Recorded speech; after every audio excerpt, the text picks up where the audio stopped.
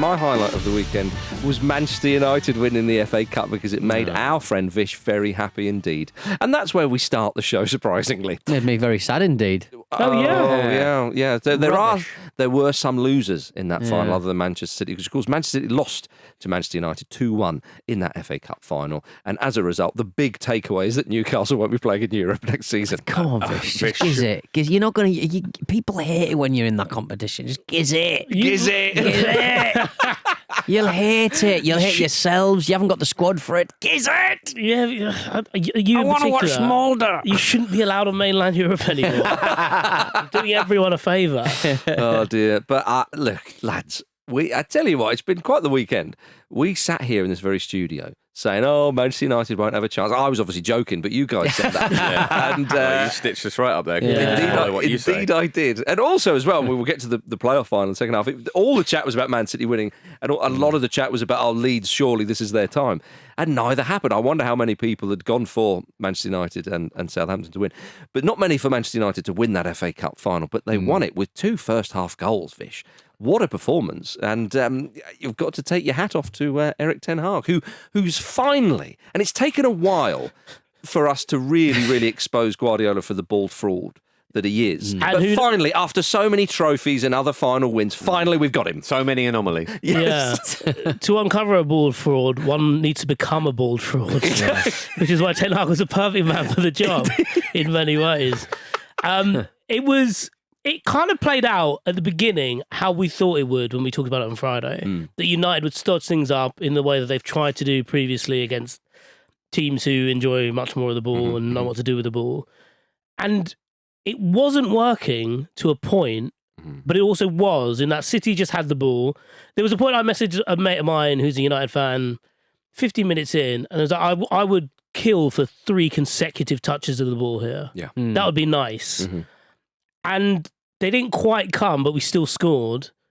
In part because I don't really know, like City just panicked really. Like, the ball goes back and it was a hit and hope kind of pass forward. Wasn't it, as well? I don't know why they brought it. I don't know why they didn't bring it down and do something with it. It was very bizarre from Man City. Presumably because Ortega came out, but the idea that it's Ortega and Gvardiol who mess up there, 2 of their most reliable players in the last couple of months of the season. And then from that point on, very generous to Ortega, that, by the way. But they'd been involved in important moments, right, to be fair. But it was. I think maybe because of the manner of that goal, there was almost a sense of, oh shit, they're bleeding. They can be killed. Yeah, absolutely right. Yeah, you forget they lose games. Yeah, indeed, you do. Especially, but towards the end of the season, we know how ruthless they are. And the fact is, we did say that, in hindsight, the final last year between the two sides, Manchester United, they know you can't go toe-to-toe with them. You have to have a bespoke game plan against Man City, which a lot of people do, but some teams don't. Well, they did. I suppose they did for the first time in a while here because they had the squad to do it, but also they didn't play a striker. Yes, absolutely right. And the funny thing is, obviously, Garnacho scores at Mainu.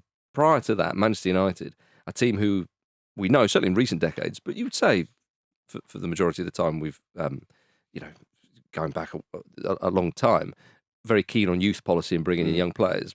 Prior to this final, only two teenagers had scored in FA Cup finals for Manchester United, which was Norman Whiteside and Cristiano Ronaldo. Wow. They doubled that in one first half in this game. I mean, what a bright sign for the future as well. It's really sort of important thing at Man United, as you say. And it felt like a bit of a throwback performance in a way, didn't it? Because after the goal in particular, the first one, United became more assertive, didn't they? They sort of ran a bit harder. They didn't seem overawed by City having possession. No. They didn't seem bothered by it at all. Which is crucial against Man City. You've got to be comfortable, as they often say. Because they're going to have it. Yeah, well, but exactly, because you've got to learn to suffer, is a word that we often hear. They just managed shuffling it around really well, didn't they? I think City were rattled by it as well. Yeah. I think Julian Alvarez missed a chance in the second half that you think maybe...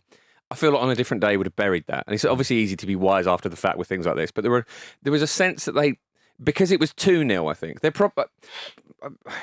how often do they even go 2-0 down? It sort of rarely even happens.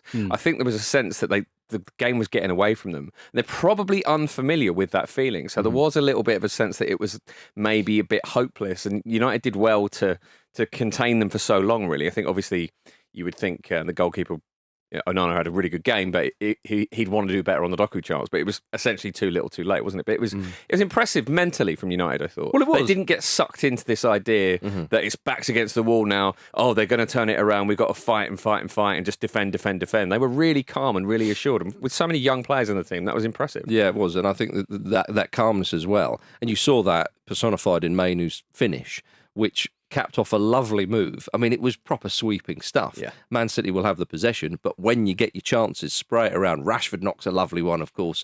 And Bruno Fernandes assist Pete Donaldson.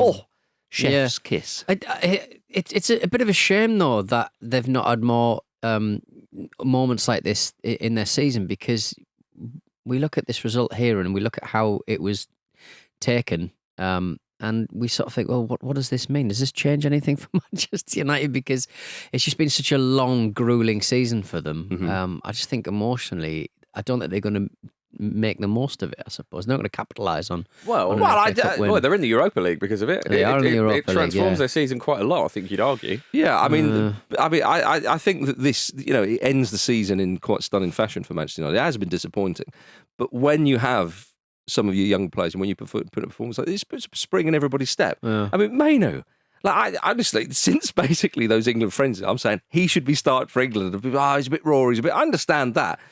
Every time I see him play, within reason, he puts in a very mature performance. But not only that, every time he opens his mouth in an interview, I think, how old is this? Like, he's not 18, is he? He's so cool, and that's so calm. As I say, personified in that finish, just strokes the ball in. Yeah, even his part in, early on in the move, where he's in quite a congested part of the box and then plays it to Rashford, who then sprays it out to Garnacho. I never really know with Mainoo, like, where he's eventually going to end up. We had this conversation a while ago, I think before the England call-ups, where he's playing as a 6, but he's primarily an 8. But he kind of does what Declan Rice does a lot of the time for Arsenal. A little bit, yeah.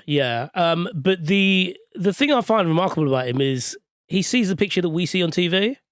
Yeah. Even though he's right in the centre of this storm. Do you think he's playing with a Google Glass? I think, that's probably a good shout. Yeah, he's like he's playing on PlayStation. Yeah. Because he seems to know where all the angles are, all the little gaps to play the pass out wide to someone else's space. Got a little radar. He does have a little radar, yeah. Should be investigated for that, but... Odd coming from you. Yeah, I just can't be happy for too long, can we? You want to replay the game, don't you? I mean, how very quickly, after that second goal, how much did all of us around this table enjoy Guardiola chugging that water?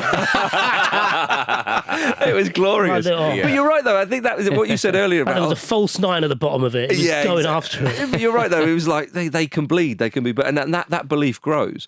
And to have the lead, it suddenly is like, right, we're on here. But Guardiola himself said that he got his tactics wrong, didn't he? That his approach was quite odd. I was slightly surprised that he played Kovacic in there. I thought he was going to be a little bit more... I just felt that it was almost as if he thought, okay, I've got to be wary of them slightly. Maybe I'll just do that. And I thought to myself, why did you do that? You're just blowing teams away. I understand Manchester United are better than... West Ham, who were basically on the beach, Fulham, who they hammered, but still, you had all that momentum.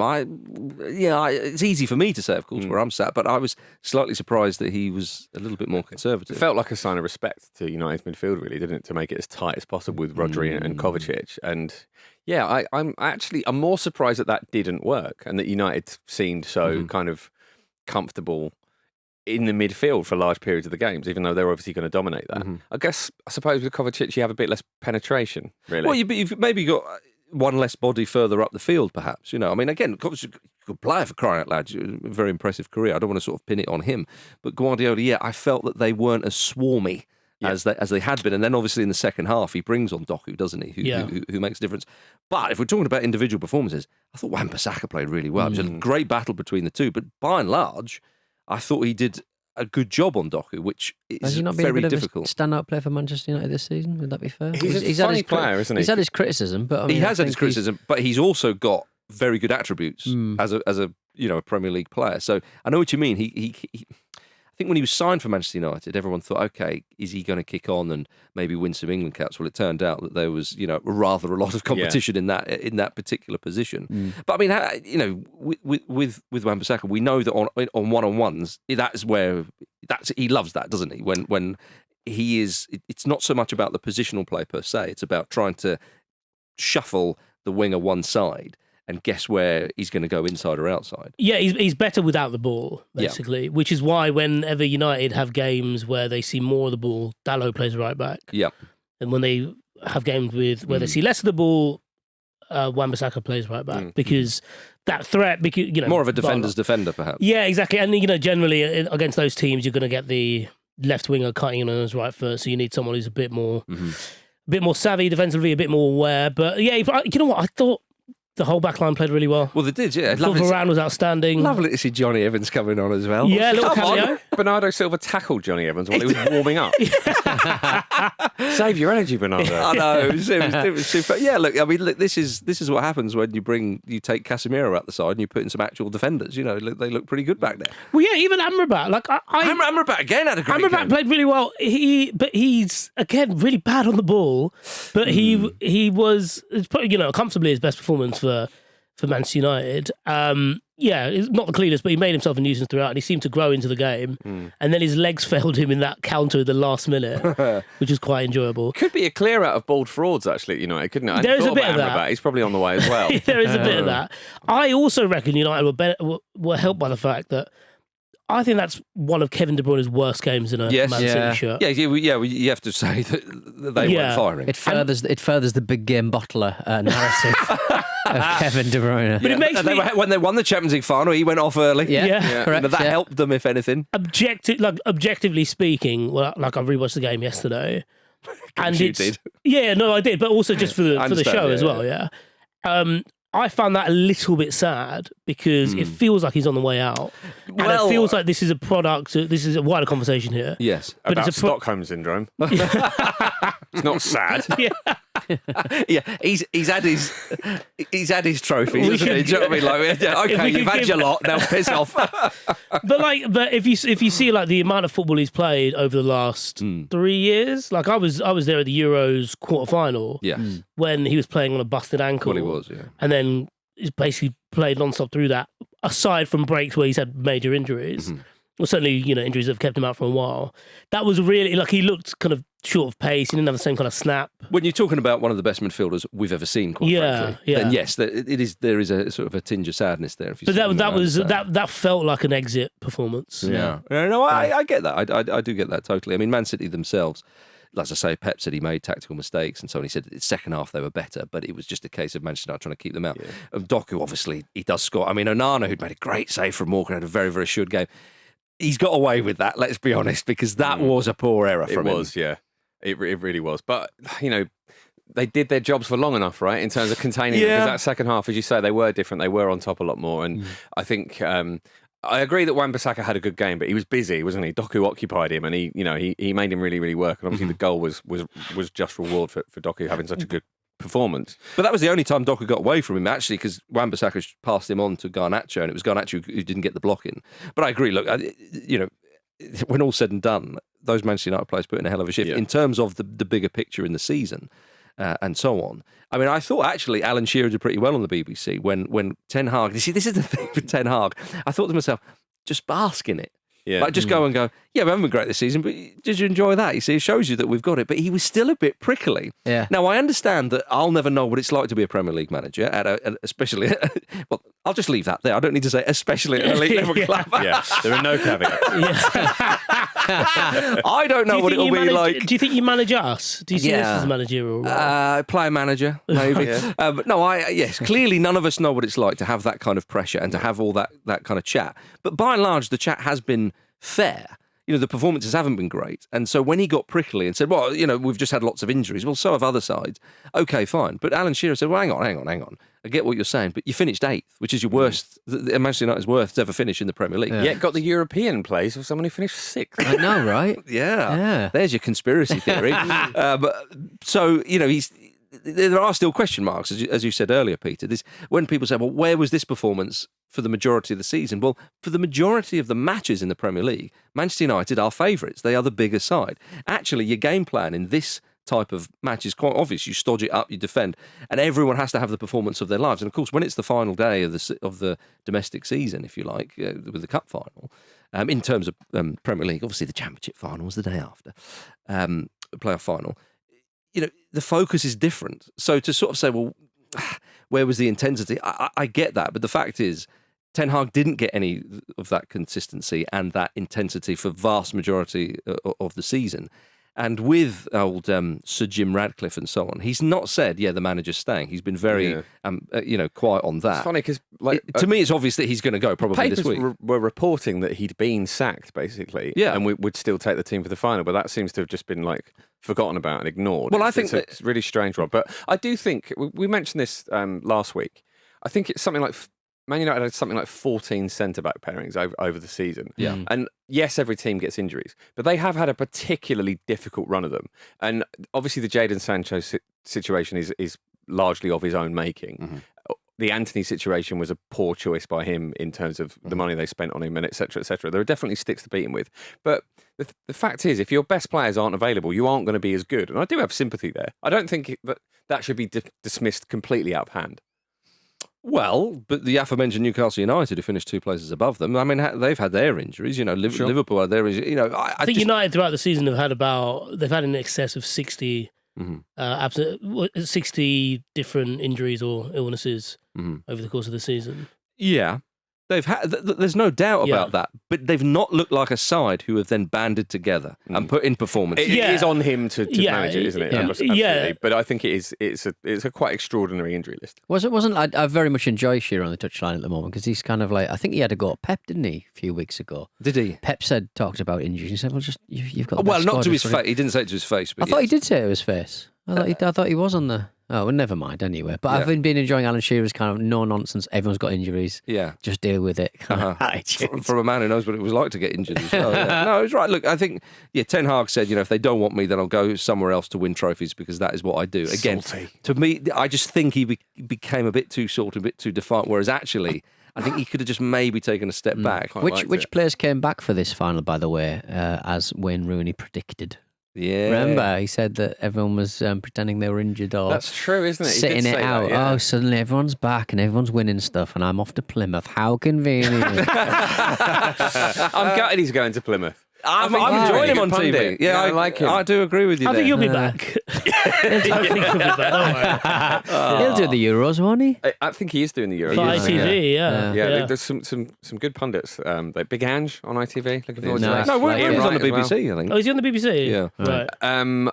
I think it's a really good thing that Rodri record has been slain. Yes. I think before next season record? That he hadn't lost the game in 3,000 years. Okay. Before the Euros as well. Absolutely. So that's enjoyable. Also, it was a really lovely little moment where you just forget quite how heavily produced modern football is, where Lisandro Martinez had gone down with cramp, and they were using the sort of super drone camera to film it. So you got a bird's eye view of just a man having cramp. Do we need this? We can have it, but do we need it?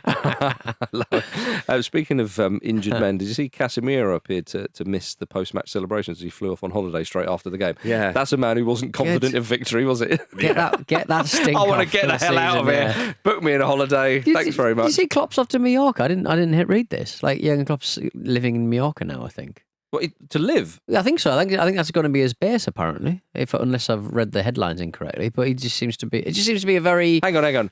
I think so. Apparently, unless I've read the headlines. That's the best you're going to get out of me, I'm afraid. So he's either gone there on holiday, or there's a chance he might have gone there to live. He's gone there to live. Do you know there's a notes app on your Mac? Right, yeah. Write it down. Yeah. I just think Mallorca, of all the places that minted millionaire manager could go, and he's off to Mallorca. Just seems it'll be in a suburb, though, won't it? In some beautiful little area. He loves playing paddle, doesn't he? Does he? Right. But everyone loves playing paddle. Well, and he's everybody, isn't he? Yeah, he's every man. I wouldn't say that's a distinguishing feature. I'd say we should judge him for that. Have you ever played it? No. A bloke who So not lives, everybody. a bloke who lives in my town I keeps refuse to play it. saying, "Do you want to go and play padel?" And I'm like, Padel? I will, but and he couldn't get one of the courts booked in Southend. So if you know of how to book a court in Southend for it big in padel, that Essex? would be great. Well, apparently so. Why do you keep calling it padel? I thought it was padel. If you're from some parts Paddle. of the world, maybe. All right, fine. It's Try and fit in. they've managed to make tennis Bonjour. more Tory. That's what paddle is. That's what paddle is. Yeah. My God, what an achievement, you've got to say. Yeah, no, apparently he's off to play paddle in Mallorca. That's the Okay. story. But but Pete's right. I've just searched it while he didn't. But yeah, he started a new life in Mallorca, a new entire life. That yeah. makes it Colin- sound like he's he's like, got a got a new new name. identity. Yeah. Yeah. It says it doesn't say that he's gone there with his wife, so it might be. Might be family. Will Ten Hag join him soon? He might do. On Ten Hag, you were obviously talking about the reaction to him. It's worth comparing Ten Hag's kind of demeanour after the game to Louis van Gaal's demeanour after the FA Cup final that he won with Man United when a similar situation was at play, where he walked into the to the press conference after the game and slammed the FA Cup itself onto the table in front of him. That's risky. That's how you do it. He's always That's got how his you do testicles it. out, that bloke. It's risky. He Catch one. He gave the cup of He tea tea- bag. Yeah, you were going to say He it. You were teabagged going the to say FA Cup. it. No, but I mean, Don't drink out of it now. but Van Gaal knew he was gone, Yeah. which was quite an extraordinary situation because Wayne Rooney said that recently, didn't he? On another pod, that he said that Van Gaal, it was a bittersweet moment for him winning the FA Cup. But he was also quite sad. Yeah. Whereas Ten Hag, the decision hasn't been made. We're expecting it imminently. But so I think that's why he's all his words. He's almost trying to plead with the board for crying out loud. I win trophies. I do this. I do that. Yeah. And I think to myself, Erik, they've already made up their mind. Let's be honest. Yeah. Ratcliffe is a man who won't be persuaded by such thing because he doesn't seem to have an ounce of compassion in his being. Not that it's about compassion, I understand, with regards to football, but that was my way of saying he's a bit of a dick. But also, clearly, with new owners, there's been a whole clear out of staff, everything. Why would they keep Ten Hag there, especially after their worst finish in the Premier League, lest we forget? Can I just ask, Vish? You've now sent Chelsea into the Conference League. You out of have, Europa that's League. you. You Yeah, personally, yeah, you've done yeah. that, Yeah. and relegated Newcastle out of Europe altogether. How's your brother taken that? This has backfired on him quite spectacularly, hasn't it? I actually panicked and I didn't do this, but I was going to send him a voice note, kind of similar to the ones he sent to me. Do it Yeah. now. But You coward. Yeah. I know he's bigger than you and harder than you. yeah. Yeah. But he lives in South London, so I can avoid him. I can still go out. No, I haven't said it yet. But he messaged me during the game, and he's like, "Why have you stopped playing shit? What are you doing?"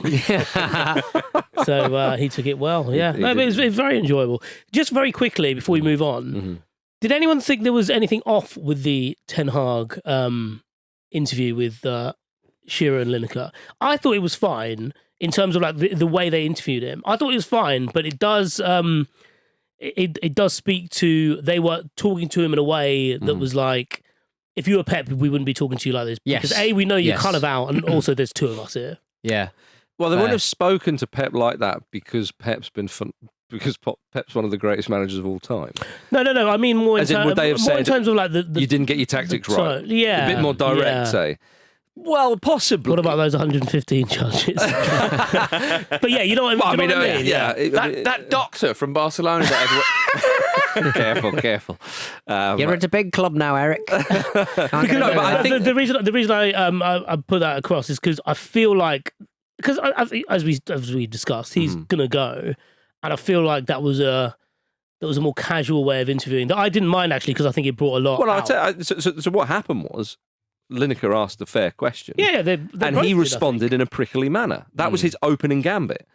And he responded in a way as because Lineker admitted, he said, look, we've been harsh on you, Yeah. us as well. So he was saying, look, come on, we'll own up to this. Not that We've been harsh on you because we have eyes. Yeah, exactly. We've spoken about it and we've been a bit harsh, but look, there you go.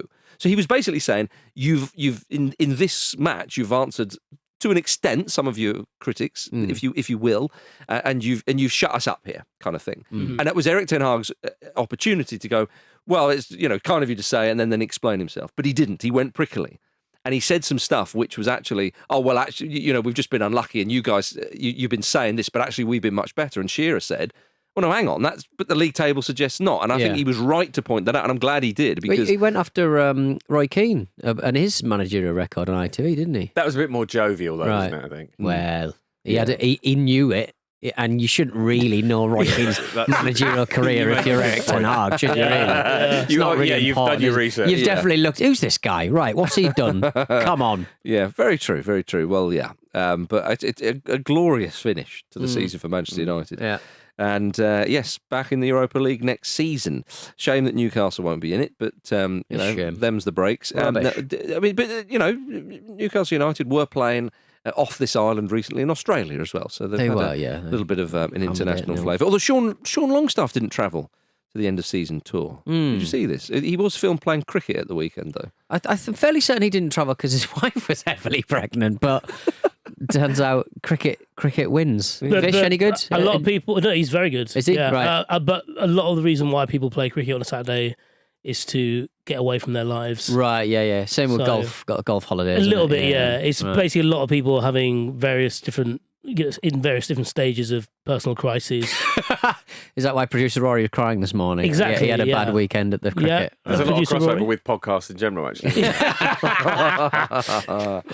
Oh dear. Well, but yeah, he was very good. He's genuinely a very. Are they good like the Nevilles? The Nevilles are quite good at cricket. Yeah, before Andrew Flintoff, who everyone knows, before Andrew Flintoff became the youngest player to play second 11 cricket for Lancashire, the previous youngest was Phil Neville. Ah. Interesting. Fizzer, I got you back in there, didn't I? I was looking at Jim as got you back what's in going there. on? What's going on? Yeah, good old Fizzer. Yeah. Coming up in the second half, Fizzer may get another mention, everybody. We May. will talk about that Leeds United loss in the playoff final. And we've got a couple of other cup finals as well to mention. See you in a moment. Leeds are in the championship again. Well, shit. Welcome back to the Football Ramble, everybody. That was Patreon subscriber Marie reacting to the playoff final. We met Marie. We did meet recently. Marie. And, she was on good form. She was on good form. Yeah, she'd been up to see Leeds. Yes. But I mean, she won't be seeing them in the Premier League next season, sadly, for Marie and all them. Well, thank you very much to Marie for sending us that clip. You can become a friend of the Ramble too by heading over to patreon.com/Football Ramble. You'll get access to the Discord where you can chat with us and other Ramble listeners and get ad-free episodes of the Ramble up front and on the continent. Right. I was just a bit confused because I thought it was Paris Hilton, because obviously Paris Hilton is famously a Leeds fan. And famously from Southern America. That's why I was confused. I thought, hey, it's Paris Hilton here. But those celebs often hide their real accents anyway. Right. Yeah, Like them who? do. All of them. Like, well, name one then. If they all do it, you must know loads. Yeah, but like I don't know which one to name. Like the only person, even the people who Are you trying to tell me that Nick Hewer doesn't sound like that? Prince used to sound like this. Yeah. Prince. Nelson Mandela, famously from New York. Oh, no. Forget about Let my it. fucking people go, asshole. Get me off this island. Hey, I'm walking here. Look, I'm going to do a little read here. Have a Right. think which celebrities are faking their accents, and I want an answer. Loads of people. Yeah, well, I find Fucking Limitless bloke. What's his name? Bradley Cooper? Him. Oh, Does does he? he? Yeah. Where's Bradley Cooper from then, accent-wise? He's from France, isn't he? Gerard Butler. He always hides it. What, Oh, he's Scottish. when he's they're Scottish acting, American. Do you mean isn't he? acting? Robocop. I don't get it. He sounded like a weird robot. He had his face blasted off. Unbelievable. The guy who plays the scientist from Short Circuit. There you are. He was hiding his accent. Famously. Oh, yeah. David Beckham's biographer, Friend, isn't he? yeah. Oh, Leeds United fans, here we go. Leeds United 0. Southampton 1. Glory for the South Coast team. Leeds are in the championship. Oh, they are, Peter. Southampton, though, returned to the Premier League on the first time of asking. Last time they were relegated to the Championship, of course, was in 2005, where they took 7 seasons to return to the top flight. And that also included them going down to League One, famously. The thing that gets me is that Southampton won't go back down from the Premier League. They'll stink up the place, and we'll have 3 more seasons of them, and then they'll go down Why again. would they stink up the place? They just will. They're stinky team. An ascendant Newcastle United could beat them 9-0, though. Exactly. You could enjoy So- that. Yeah, we beat Sheffield United 8-0 last season, so away from home. So 9-0 could be on the horizon. 10-0. Yeah, the romance of the Premier League. Luke reckons a 10 is on the horizon. But I was I felt for Leeds because to say they didn't turn up isn't really accurate. I think they were quite good for the first half an hour, 20 minutes, something like that. But they didn't create enough. They didn't create enough. No. They need to score goals, and Wembley is a bit of an albatross. They haven't won at Wembley since, I think it was it called the Charity Shield back in those days? In what was it? It'd be 1992. 92, yeah. Cantona scored. They do not do well at Wembley. No. And I think the fans bought in on that idea. I really believe that. They just weren't. They didn't really get anything going. It was a real shame. A real shame for Leeds. Come on, Southampton won this. They did win that. Southampton looked almost really, by default. really comfortable off the ball and in defence, though, didn't they? They really didn't seem to mind when Leeds were kind of probing and trying to figure them out a little bit. I mean, obviously Dan James hit the bar and an inch lower and it's 1-1, but that was really the best chance they managed to conjure. And just Southampton looked so comfortable. Adam Armstrong looked absolutely just overawed by the situation at the end. It was like a man in a complete reverie. It was a beautiful thing to see. I also think he looks like he could play a sort of warrior monk in a historical drama. Liking that. I do like that. He may have to change his accent, of course. He's got the right proportions. But that's what some actors do, famously. Vish. Took his goal superbly well. Really Lovely through ball. It felt like he thought he was offside, but I thought, I'll just tuck it away. One of those finishes of... A lot of it about this weekend. DJ, as you say, I'll swing at this thinking I'll probably score. Whereas if you get that chance and you sort of panic, there was none of that kind of stuff. It was a crisp one, and that decided the game. Of course, the third time Southampton have beaten Leeds this season. It's fair to say they have their number. Adam Armstrong's fourth goal against Leeds this season. So it was all there for Southampton, of course. And interestingly, obviously Russell Martin, Southampton manager, played under Farke at Norwich. Yeah, the real drama's in the dugout, isn't it? Or certainly the backstory of the drama in the dugout. It seems to be absolutely fine between them, and everyone desperately seems to want to make this kind of rivalry. They themselves are like, nope. Yeah, well, if you're Russell Martin... No, not having this. There's some acting there, Vish. That wasn't actually Daniel Farke. Not his real accent. That's how Jim should talk. This nonsense that we hear every week, we want to hear the real Jim. Lennox Lewis, also a good actor. Very good actor, yeah. Owen Hargreaves. Another one, what is his accent? We don't know. We're still trying to cannot be trusted. It out. But we like the man a lot. Yeah. All right, have a bit of respect. Finally, we like the man a lot. Well, I liked him a lot earlier, Jim, but I take the point what you're saying. But back to Farke and Martin. I think if Martin just looks at Farke's head, he's like, this man is not someone I want to get physical with at all. Why? If you kind of tilt him one way, he's just going to go down, isn't it? Well, his body it's going to weigh everyone down, everything down. He's like those little football figures that we used to have in the 90s. If you put it like that, Russell, deck him next time. But so Russell Martin in Southampton, I mean, it was an interesting appointment when he took the Southampton job, of course, at the start of the season. He was saying that he thanked Jason Wilcox, among others, for taking a chance, because as he put it, it wasn't a sexy appointment. And I thought to myself, maybe not in terms of football philosophy, but I think he's a beautiful man. It's a nice, handsome beard he's got. But his style of football has been a talking point because... A lot of possession-based, although, as you say, Jim, in the final, they didn't have most of the possession. They adapted very well to that. But there's been chat that the final product has not been there. Obviously, Swansea manager, where we know they like a bit of possession-based stuff. But at Southampton, I mean, they amassed 87 points, which is good. And we said this about Leeds getting 90 points, which is normally sometimes can be good enough to win the damn division. 87 points is often good enough to go up automatically as well. Yeah, I feel like they were also helped by the fact that front three pulled away quite early. Yeah.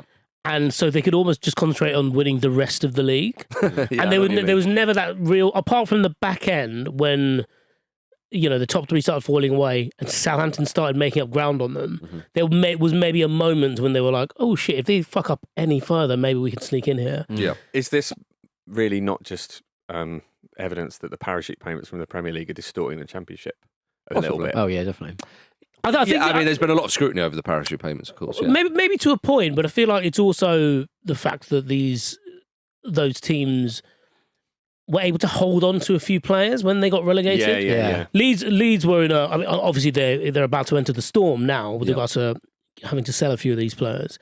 But Leeds lucked out in the fact that, Somerville, Nonto... Yeah, you would have thought they were absolute certs to leave, but no. Yeah, well, I mean, Nonto went on strike at the start of this season and was welcomed back. But look at someone like Carl Walker-Peters at Southampton. He's a good player. Very good. Yeah, they keep him. If you start losing one or two of these players, it can be quite demoralising.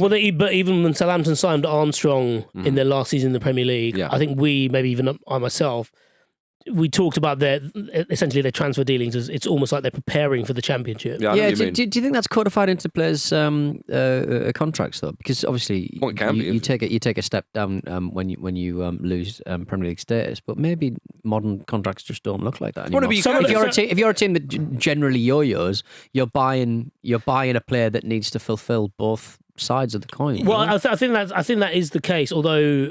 It can be written into a contract about relegation. Absolutely. Yeah, and obviously because it's a pay decrease and a pay increase when they get promoted. But I think, like if Leicester hadn't gone up, which kind of seems unfathomable given their squad, but if they hadn't gone up, they would be in serious strife. I mean, they're already looking at a bit of a problem next season, but some of their wages in their squad are ridiculous. But if you're a player who knows that he's working for a club who's going to get those parachute payments, you'd be well within your rights to sort of say, I'm not taking a pay cut. You'd be back up next season if we all stick around. So pick up the gun. Yeah, although not that you were saying this by the way, but I think sometimes people seem to think that Southampton are a bit of a yo-yo club, where they're not. No, they actually, as I say, the last time they were relegated, they've just got a really long string.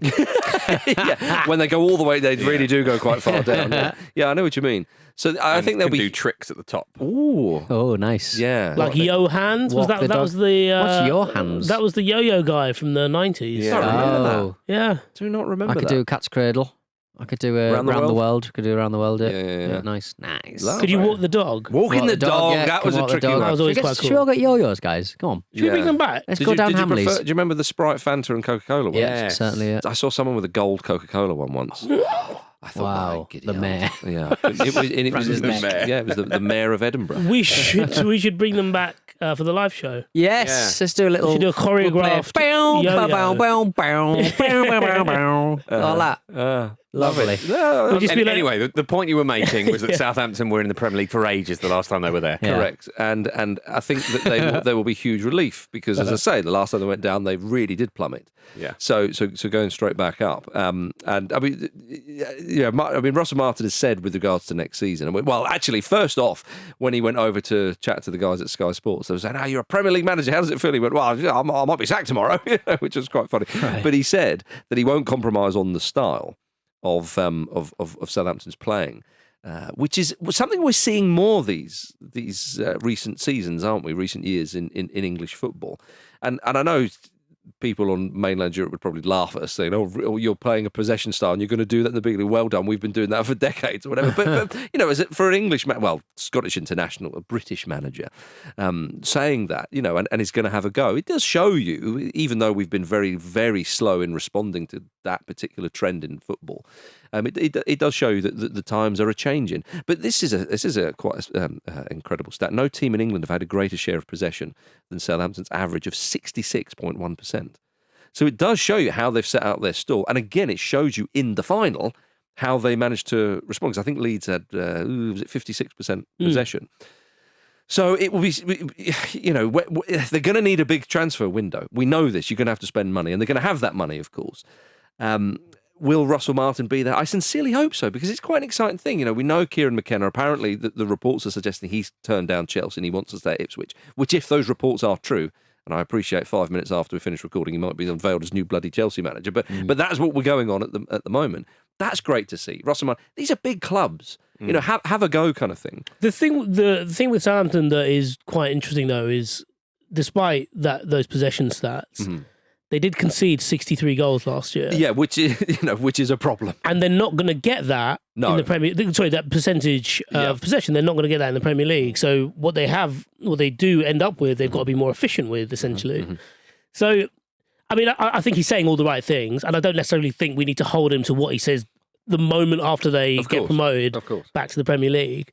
But I suppose that's what the summer's for. It's as much for recruitment as in sitting down with the pen in the pan again and going, right, how do we do this? Yeah. Because and obviously there's a great opportunity there. Yeah, and if his style has been a talking point, and someone says, how are you going to go up and so on? I mean, you may well have volunteered this information, but he's not going to go, I think we're just going to, we're going to do something totally different. Of course he's going to, be defiant. They've just gone up, for crying out loud. They've won the most lucrative game in world football, and one of the best ones to win, by the way, taking it from someone with experience.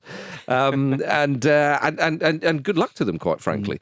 And the surprising thing for some people as well, it was that Aaron Ramsdale was spotted in the Southampton end, dressed as which character? Hagrid from Harry Potter, yes. apparently. Why was this? Is he a Southampton fan? Well, this is the surprise. Not He's never played necessarily for them, having the did he? best time. He just he just loves the Bants, doesn't he? He's from Stoke. I think I can't figure it out. I think he's really good friends with David Brooks. He who's is. on Right. loan at Southampton. I Football. see. That's But right, he Why is, yeah. would you? Why would you Disguise. dress as Yeah, that Hagrid only from Harry explains so Potter? much, doesn't it? Yeah, you want a disguise that doesn't draw attention to yourself, but obviously Yeah. disguises you. Well, everyone's going, who's that bloke? Oh, hang on. He just loves it. He does. I think He really it's does. It's a very basic explanation, but I do think it is the explanation. He just loves it. He just Yeah. loves it. Uh-huh. He loves life. Yeah, I, Sometimes the simple answer is the right answer. Yeah. I know. He's 6'2". It's good to. It's But Hagrid was quite big, isn't it? Yeah, well, it's ideal. I'm just saying. It's He ideal. should have gone as kind of like PS2 era, low polygon Hagrid. I think that would have been more impressive. True. All angular. But it's nice for them to have what is ultimately a celebrity fan, because Leeds had a lot of celebrity fans wishing them well, like the aforementioned Paris Hilton and Yeah. Will Ferrell, who's he's an investor now, isn't he? Is Yeah. it? He is. They've already been looking into a very exciting young player called Moore Cowbell, apparently. So Nice. for that. It's nice. Like that. It's a damning loss for Leeds. Mm. Their sixth attempt at going up through the playoffs, and their need sixth failure. they just need to understand that the playoffs just aren't open for them, and they need to win the league by 1,000,000 points. So they should have just together. thrown the towel and gone, Yeah, you know what, three, lads? give, Look what happened to Luton. They went down eventually. Give Come on. Norwich a bye to the Yeah. final. We're not up for this. They've got like in all seriousness, they're gonna have to. They have to start again. Yeah, Yeah. the kind of scare story is that they need to raise £100 million from player sales, isn't it? I don't know how Yeah. true that is, but that They'll get presumably that, there's though, some won't level they? of truth to it. And well, I don't know. I mean, obviously Crescencio Somerville and Willie Gnonto will probably raise good fees, but when everyone knows that you need to raise £100 million, they're going to Yeah. lowball you, right? Yeah. Indeed. Because you need some money. So Yeah. it's They it's need going to be a goals. tricky summer. They're going to have to be smart. They are going to have to be smart. The 4-0 win in the previous round could not have come at a worse time, turns out. I thought it was perfect because it was like showing momentum, but Yeah. turns out just Norwich are a bit pawny, aren't they? Dear. Yeah. It's a real shame. Must have been absolutely gutted off that one. But great for Southampton and Rishi Sunak. Yeah, he didn't turn up in the end, did he? He didn't turn up. He didn't turn up. He's got other things He's on. campaigning. He's campaigning. He's got- soggy. He's probably Please didn't stay have any away. dry clothes. Matt Letizia was there, of course. Yeah, You'd expect that. Yeah, sat next to Adam Lallana. I hadn't realised Lallana's exit was so acrimonious that they've punished him like that. I mean, just the worst seat Imagine. with his kind of pedigree and his rep. Oh my god! You got the Wi-Fi password. Oh no. I'm not falling for that one. Not falling for that one. It would have been. It would have Imagine that you get out your phone to check the time or something, and he was like, "Oh, you got one of those, have you?" Yeah. Like, fuck's sake! been, turn that off now because I don't want them to hear me. No, you like people spying on you, do you? Lovely day, isn't it? See how long that lasts. Oh bloody! Sun's Nora. out. Ooh. Pointing out For a fucking bit. chemtrails 24/7. Just get fucked. Oh dear. Blitzed on CBD. New World Order. Illuminati. Stop, Matt! You're going to ruin your teeth. Gummy. Oh dear. It is a little story that. I don't think it will cheer Leeds fans up at all, but No. it might just give them a flicker of a smile. Manchester United maybe. won the FA Cup on Saturday. Good for the area. Yeah. Alan Great for the Smith was Pennines. seen in the Manchester United end at Wembley. No, You know, it's good for the Northern powerhouse. That we Yeah. Very put good. together like this. very good. Indeed. Now, Marcelo Bielsa. Let's go there, all the way to Uruguay. He's been creating a storm down there because he's called up an amateur player for his latest Uruguay squad. Mental Uruguay. Well, there's a bit more to it than that. Walter Dominguez is the man in question. He's been called up to the squad to play Costa Rica on Saturday. He scored over 50 goals this season, but it is in an amateur league. But there is a little bit more detail to this than what meets the eye. So it's He's unofficial. Bielsa's son. He is. Yeah. It's an unofficial friendly because it's outside of the UEFA windows. So you can only pick, they're only choosing domestic players. Only Bielsa would seek friendlies on the black market. Come on, Kosovo, let's do it. yeah, exactly. Yeah, disputed territories. Come on. Yeah, we're away to Somaliland. What? I don't understand. Legoland. We're doing Legoland. We're going to do them over. That's No, we're gonna go there. We're gonna play a friendly. We're all gonna get driver's license. We're gonna go. Yeah. So he's although apparently though the Uruguay FA are going to have the sort of ultimate say on who goes or not. So I hope that Walter Dominguez isn't disappointed. So he has had the phone call and he has had the chat and he's had the interview and saying, "Oh, I'm very excited." And yes. Funnily enough, I didn't expect the phone call. Is one of the answers he gave when asked about this. So and also the big sides in Uruguay are currently on Copa America, Copa Libertadores and Sudamericano, all the continental trophies. And as I say, they're only picking domestic players. Even though that is all the case, it's still a huge surprise. It's amazing. This being Bielsa, though, I kind of feel like it's going to work. Yeah, I know what you mean. He's going to pretty woman him. Do you think? Yeah, I reckon. Okay. I reckon that he sees because he like his whole ethos is about this, isn't it? Yeah. Like the thing he did at Leeds was like, right, I'm going to lift every single player. Yeah. It doesn't matter how bad you might have been. I have a system to play, manager. and whoever fits in that system, and he's watching the videos of various players and thinking, I like the way the guy runs. I can get a tune out of him, and this would be the ultimate tune. Yeah. It's mad. Although, how cool would it be if you were Walter Dominguez? Oh my goodness, yeah. He's 24, by the way, so he's fairly youngish, but he's not like 18. Hosselu-esque. You might have a great career after this. Is Walter Dominguez going to get a couple in the Copa America semi-final? Yeah, exactly. That would be quite something. Yeah. So Bielsa, he's up to his old tricks there. Gentlemen, there were some other cup finals that happened in Europe over the weekend, but we're going to stay in Britain for the first one. Joe Hart won his final game in professional football as Celtic beat Rangers 1-0 in the Scottish Cup final. Hail. Jack Butland with a fumble in the other net. I know. The power of Joe Hart. Yeah, well, Joe Hart, Rangers did score a goal, but there was a bit of a push on Joe Hart. So I thought it was a foul. It was. I thought it was soft. Funny that. Do you think? Only took a glance at it. Yeah. Didn't even watch it. Somebody described it over the phone to me. Also, there's every chance the highlights you were watching were not of this old firm game. Yeah, exactly. So we simply do not know. There's so many of them every season. That's true, yeah. Only homage to the NBA with this best of 7 playoff they're having, isn't it? Yeah. Joe Hart said after the game, there was nowhere else on the planet that I'd want to play football. He's been on loan a lot of places. Yeah. Do you think like that speaks to, I suppose, a little bit of ignorance to like how big the old firm is? Because Joe Hart would have started his career at Man City, playing for England, thinking, this is my life from now on. Mm-hmm. And he's basically hit a few branches on the way down. And, fair play to him, has finished his career at a place where he's loved and he's winning stuff. Yeah. Oh, yeah. It is a massive, massive game, isn't it? Sort of joking aside. Yeah. It's the biggest derby in Britain, isn't it? By some distance. One of them in the world, yeah. Yeah. He's played more matches for Celtic than he has any other club apart from Manchester City. I mean, that should be his. He's definitely played more for Celtic than he did for Spurs. Yeah, I'd give him that. And Torino.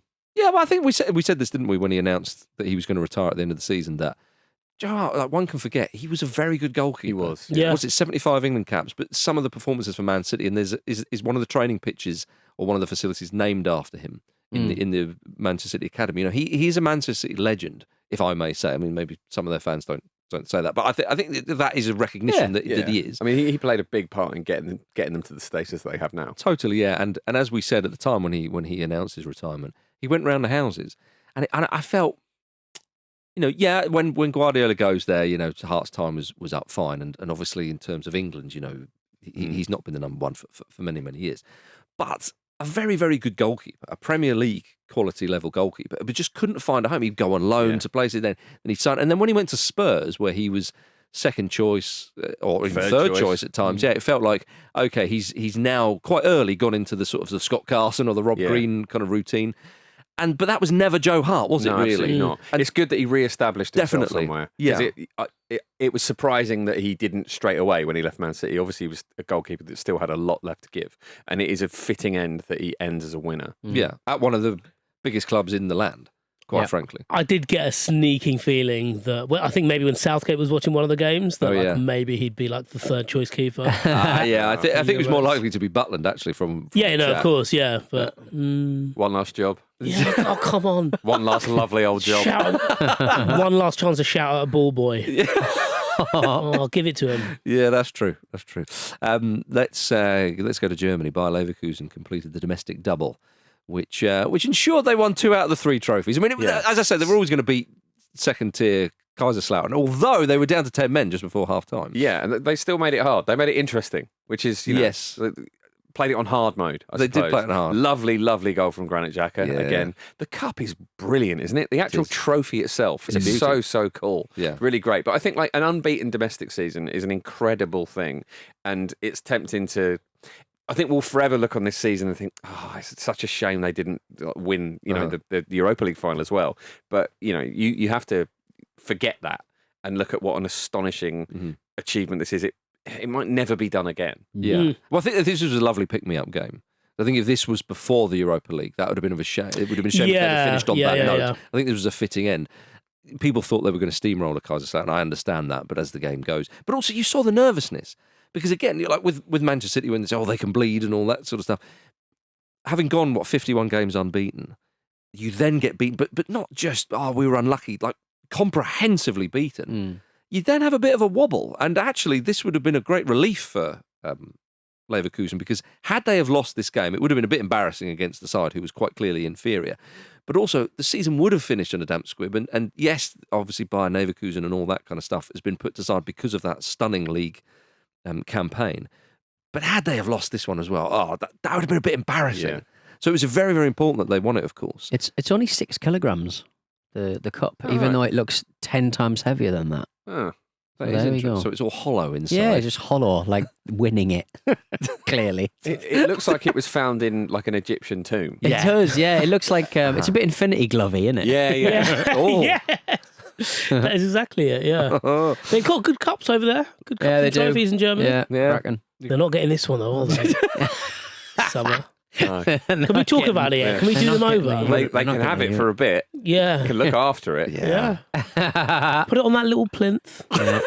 Enjoy it. Keep it safe. Yeah. Look at it, don't touch it. I can't wait till we can really lean into the nationalism here. I can't wait. United won the FA Cup. England, it's going to be so good. Well, after all that sort of stirring, passionate talk, let's now turn our attention to Portland Timbers. Fucking hell. Jesus Christ. Oh, my God. There's no reason to do this. God. Isn't there? He's turning things round, old Fizzer. They've won 2 out of 3 games since that. 3 games. 3 games. You were just talking about how it would be a damp squib if Leverkusen lost the cup final after winning the league for the first time by going unbeaten. 2 out of 3, which means they lost the middle one. 2 out of 3. I just think he's turning things around. Yeah. Yeah. How's Harvey getting on? Yeah. Well, Kevin doesn't turn it around 360 freaking degrees like he usually does. They're up to 10th. Up to 10th? Up to 10th. How many's in the league? Up to 10th. Up to 10th. A point off the playoffs. Up to 10th. Oi. We've got into the opponent's half. Show some fucking respect. It's actually 14 teams. Oh, just 14, is it? MLS Western Conference. Up to 10th. Up to 10th. Up to 10th. Goal difference of -2. Hey, 2 in 3.